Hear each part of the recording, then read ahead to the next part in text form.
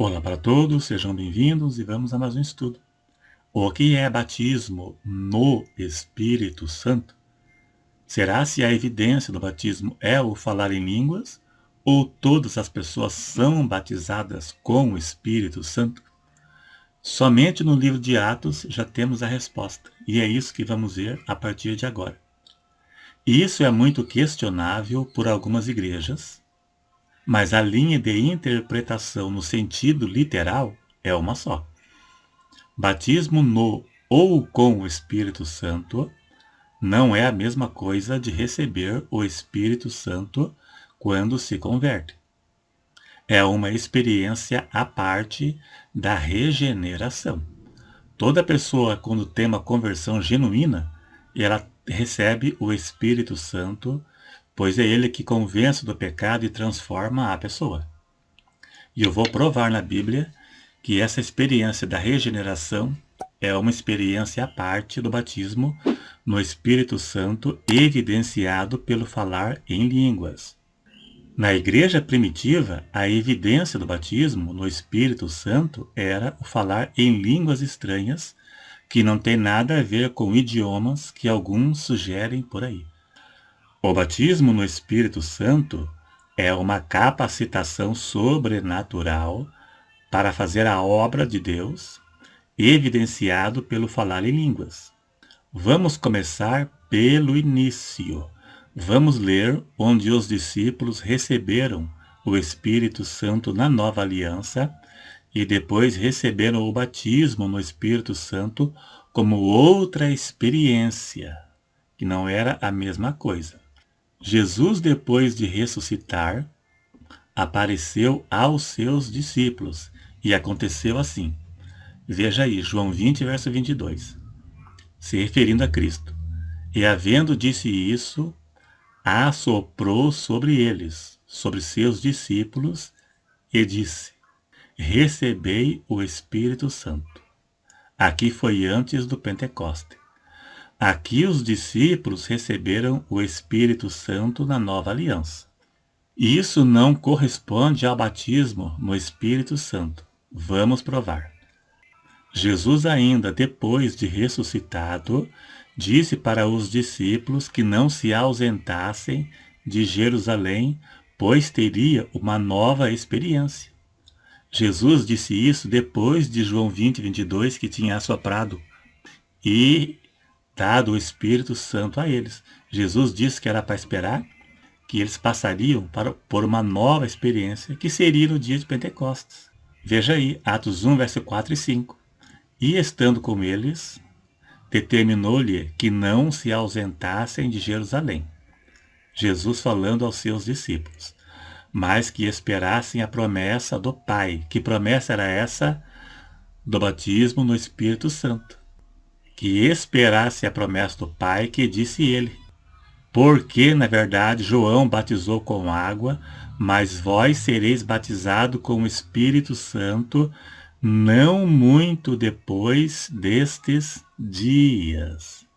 Aqui fica claro que este recebimento do Espírito Santo não é o mesmo de quando assoprou os seus discípulos e receberam o Espírito Santo. Porque se fosse a mesma experiência, não estaria escrito assim. Fica claro que receber o Espírito Santo é uma experiência à parte do batismo no Espírito Santo.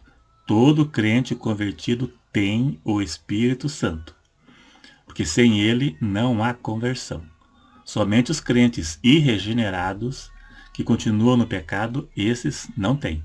Mas quem foi transformado, regenerado, tem o Espírito Santo, que é uma experiência distinta do batismo no Espírito Santo, evidenciado pelo falar em língua. Vamos continuar as evidências. Na igreja primitiva, muitos que se convertiam recebiam de imediato o batismo no Espírito Santo, que era uma capacitação sobrenatural para testemunhar de Cristo. Vamos ver um exemplo na casa de Cornélio. Pedro pregou na casa de Cornélio e o Espírito Santo desceu sobre eles, porque falaram em línguas estranhas. Por que falaram em línguas? E não tinha nenhum estrangeiro lá. Para aqueles que pensam que língua estranha é idioma, estão completamente enganados.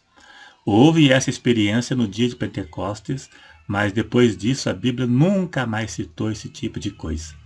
No dia de Pentecostes foi necessário por causa dos estrangeiros, mas na casa de Cornélio não tinha estrangeiro. Vamos ver Atos 10, versos 44 e 46, se referindo a Pedro, falando na casa de Cornélio quando eles se converteram. E dizendo Pedro ainda estas palavras, caiu o Espírito Santo sobre todos os que ouviam a palavra. E os fiéis que eram da circuncisão, todos quantos tinham vindo com Pedro, maravilharam-se de que o dom do Espírito Santo derramasse também sobre os gentios. Agora sim, veja na sua tela. Porque os ouviam falar em línguas e magnificar a Deus. Veja que eles ficaram maravilhados, porque o Espírito Santo foi derramado sobre eles, porque falaram em línguas estranhas. A língua foi a evidência de terem recebidos. Precisa mais prova do que isso? Até para distorcer é difícil.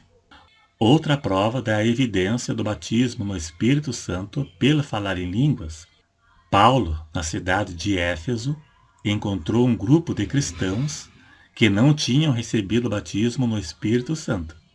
E quando receberam, falaram em línguas. Veja na tela. Atos 19, verso 2 até o 6. Veja aí.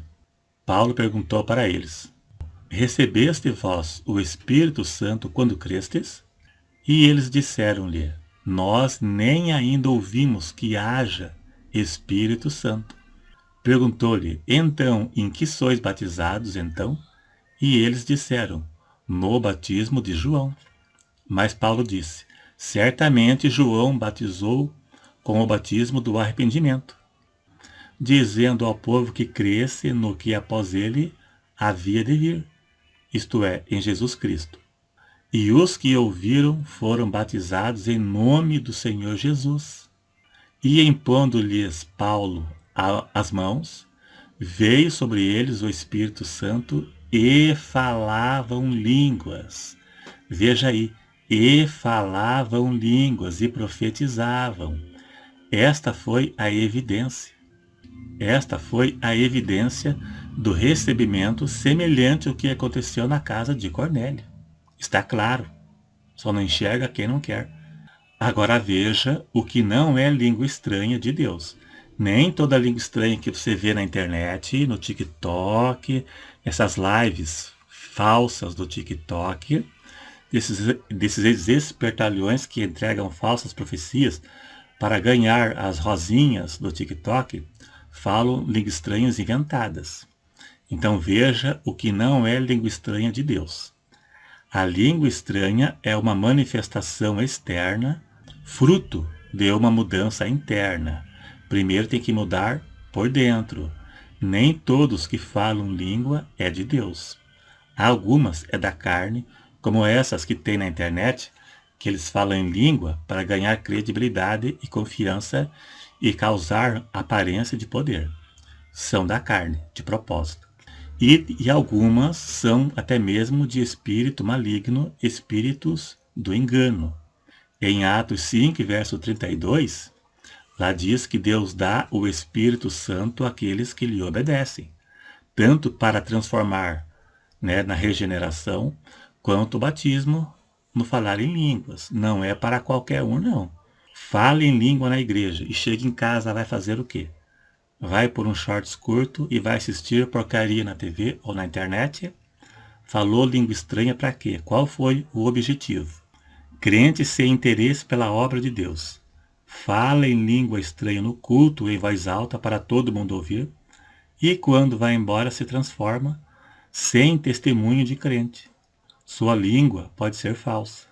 Paulo disse que a língua estranha só pode ser falada em voz alta na igreja se houver intérprete, porque a língua estranha ninguém entende.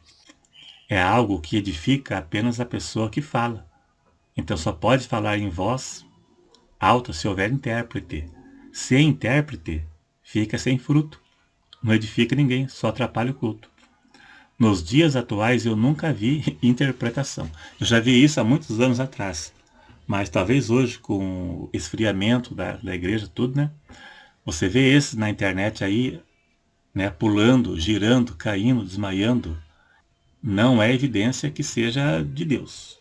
Existem casos que a pessoa comete excesso, né? A língua estranha pode até ser de Deus, mas está cometendo alguns excessos, como pular, girar, cair, né? Mas o assunto aqui não é provar o que é de Deus e o que não é, né? É provar o que é a língua estranha e o que é o batismo no Espírito Santo. É isso aí, dá um joinha se gostou, se não é inscrito, se inscreva e até o próximo.